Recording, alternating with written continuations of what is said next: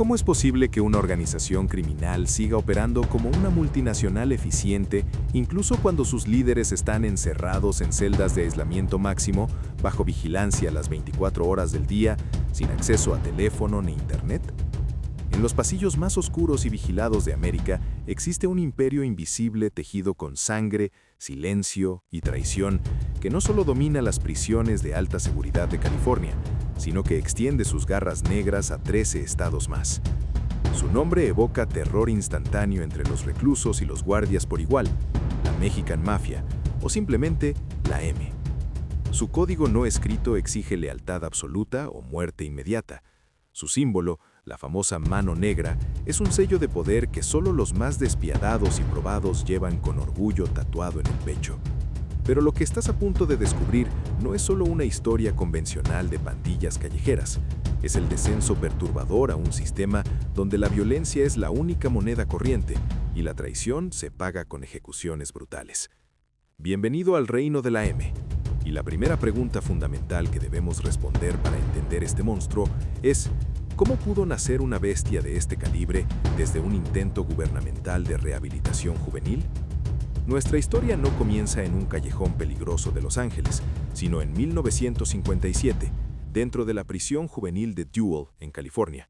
Imagina un lugar diseñado específicamente para rehabilitar jóvenes mediante la reparación de motores de avión, con césped recién plantado y la promesa de un futuro mejor. Pero naturalmente, en el ecosistema carcelario ocurrió todo lo contrario a lo planeado.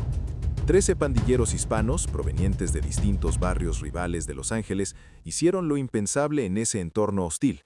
Dejaron de matarse entre ellos para empezar a matar por el negocio común.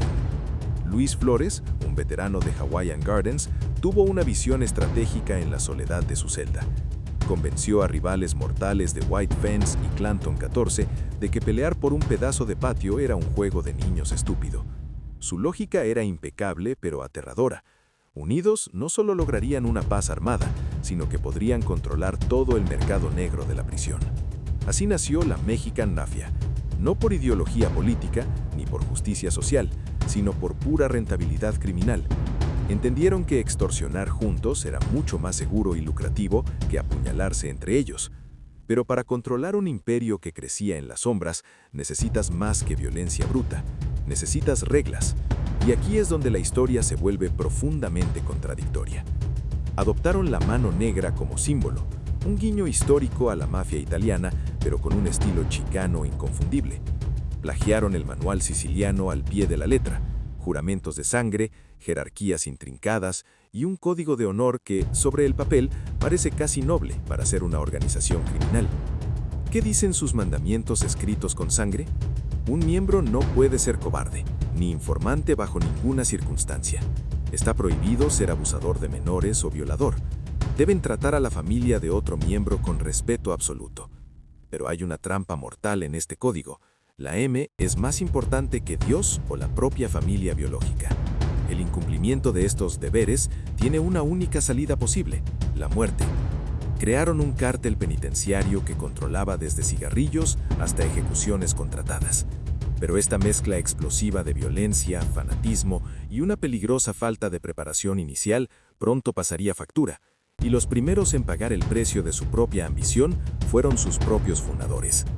Gregory Huerta y Agustín Acosta, dos fundadores ilustrados, decidieron que robar una tienda en el lado este de Los Ángeles era una excelente idea para financiar sus operaciones. El resultado fue desastroso: un tendero muerto y una cadena perpetua asegurada para ambos. Pero no se conformaron con su fallida obra maestra. Con la elegancia de quien no tiene nada que perder, afilaron cuchillas artesanales y atacaron al sargento que testificó en su contra. La sentencia fue clara: cadena perpetua por el asesinato del tendero y años extra por intentar convertir al sargento en un colador humano. Pero si creías que eso los detendría, subestimaste su ambición desmedida. Doroteo, el dormilón Betancourt, y Frank, el alce Basure, decidieron que necesitaban un golpe de efecto mucho más grande. ¿Qué hicieron en la legendaria prisión de San Quintín? Cometieron el primer asesinato de un guardia penitenciario. Sin nombres de víctimas, sin métodos claros, solo un mensaje notoriamente intimidante. Pasaron de ser un club social de presos a la nachima absoluta del sistema. El sistema penitenciario, desesperado, intentó contenerlos y cometieron el error más grande de su historia. En 1961, las autoridades enviaron a los miembros más problemáticos a San Quintín para dispersarlos entre bandidos más duros. Un error catastrófico. Llegaron como turistas armados y replicaron su reino de terror en cuestión de meses.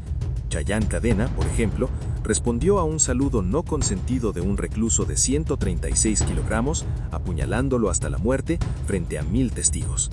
Nadie vio nada. El silencio era su poder, pero su obsesión por el control absoluto, hasta de los calcetines de sus propios aliados, cansó a otros reclusos mexicanos. Un grupo de disidentes, llamados despectivamente granjeros, fundó una organización paralela, Nuestra Familia. En 1968 estalló la Guerra de los Zapatos. Un robo de calzado desencadenó la guerra carcelaria más larga y sangrienta de California. 19 apuñalados y un muerto en un solo motín fueron el bautizo de fuego. Aquellos granjeros no solo peleaban, ganaban. Pero mientras la guerra rugía adentro, los miembros liberados estaban construyendo algo mucho más lucrativo en las calles. Aprovecharon su red penitenciaria para extender su influencia al sur de California. Su modelo era simple y brutal: o pagas o mueres. No eran traficantes comunes, eran la hacienda del crimen. Cobraban impuestos a los narcos y ofrecían una protección contra ellos mismos. Pandillas callejeras como MS-13 y la 18 Street se convirtieron en sus franquicias operativas. Salirse significaba muerte segura para ti y tu familia. Pero en 1971, Alfonso Pache Álvarez cometió el pecado capital: recaudar impuestos y quedarse con el dinero en lugar de repartirlo. Su premio fueron 2 balazos en la cabeza en Monterey Park. El autor, Joe Pegleg Morgan, un padrino cojo y eslavo que ni siquiera era mexicano. El mensaje fue claro: aunque estés libre, los Big Homies siguen siendo tus jefes. Y si creías que su corrupción tenía límites, espera a escuchar cómo financiaron su imperio con el dinero destinado a salvar vidas. Joe Pegleg y su protegido Rodolfo Cadena convirtieron el entramado en una multinacional de lo ilícito. La fuente de financiación: programas gubernamentales de prevención de drogas. ¿Cómo robarle al Estado mientras fingen combatir las adicciones? Saquearon la asociación Get Going, facturas infladas por terapias fantasmas, empleados cobrando sueldos reales en oficinas que siempre estaban vacías. La M aportaba la mano dura para intimidar testigos.